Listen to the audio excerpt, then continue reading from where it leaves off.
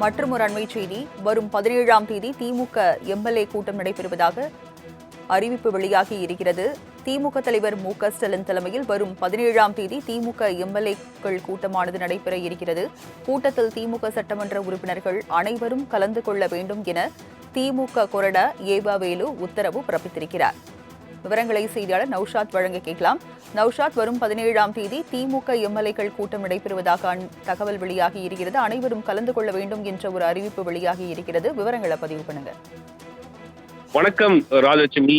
திமுக சட்டமன்ற உறுப்பினர் கூட்டம் நடைபெறுவதாக சட்டமன்ற கொறடா ஏவா வேலு அறிவித்திருக்கிறார். குறிப்பாக மாலை 6 மணி, புதன்கிழமை மாலை 6 மணி சென்னை அறிவாலயத்தில் நடைபெறுவதாக கலைஞர் அரங்கத்தில் நடைபெறுவதாக தெரிவிக்கப்பட்டிருக்கிறது. மேலும் சட்டமன்ற உறுப்பினர் அனைவரும் தவறாது கலந்து கொள்ள வேண்டும் தெரிவிக்கப்பட்டிருக்கிறது. ஏனென்றால் 18ஆம் தேதி சட்டமன்ற கூட்டத்தில் கூட இருக்குது. ஆளுநர் உரை என்பது மிக முக்கியத்துவம் வாய்ந்ததாக பார்க்கப்படுகிறது.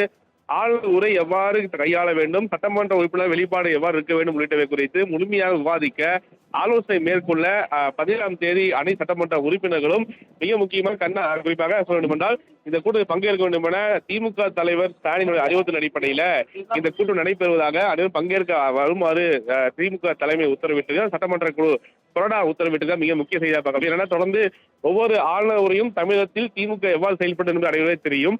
இந்த ஆளுநரை புது ஆளுநராக இருக்கிறார். அவர் தமிழகத்தில் பங்கேற்கும் போது சட்டமன்ற கூட்டமாக இருக்கிறது. இந்த ஆளுநர் எவ்வாறு செயல்பட போகிறார், வெறும் தமிழ் தாய் வாழ்த்து உள்ளிட்டவை பாடப்படுமா உள்ளிட்ட பல்வேறு கேள்விகள் இருக்கும் நிலையில தற்போது இந்த கூட்டத்தில் எவ்வாறு செயல்படும் உள்ளிட்ட அறிவுறுத்தலுக்காகவே இந்த கூட்டம் நடைபெறுவதாக தெரிவிக்கப்பட்டிருக்கிறது. ராஜலட்சுமி, விவரங்களுக்கு நன்றி நௌஷாத்.